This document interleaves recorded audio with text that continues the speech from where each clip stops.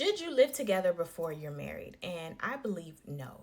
Now, I made a video on my TikTok that went viral, and basically all I said was that why would he buy the cow when he can get the milk for free? Meaning, why would he marry the woman if he's already living with her? He's already having sex with her. He's already living life. She's already giving him children, cooking his dinner.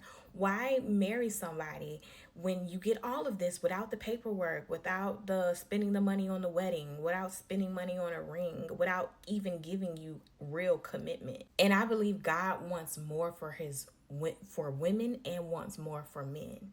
And I feel like a lot of people get stuck in these relationships that they really shouldn't be in, but because they're entangled with that person, they can't let them go. Now, there's research to show that cohabitation before marriage actually leads to higher rates of divorce. Now, one of the things they found is that when you live together before marriage, when you find a red flag about that person, you're less likely to cut ties because you live with them. Think about it. You got bills with them. You got a lease with them. You can't just be breaking leases all over the place. You know, you have so many things intertwined. And then when that lease is over, you go into another lease or you go buy a house, which is even bigger commitment, right? And so instead of just dating somebody and y'all meet up for y'all dates and y'all just go hang out and you see a red flag, you could just be like, hey, call them up or meet them in person and be like, I don't think this is going to work. You can't really have that same conversation when you have 6 months left on your lease.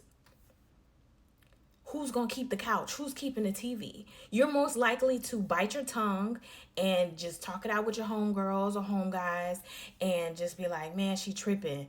And then just go back home and then try to work it out, right? Or, instead of exiting the relationship.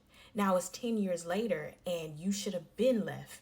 And now this is what your relationship is because you couldn't get out. You were trapped. You were entangled.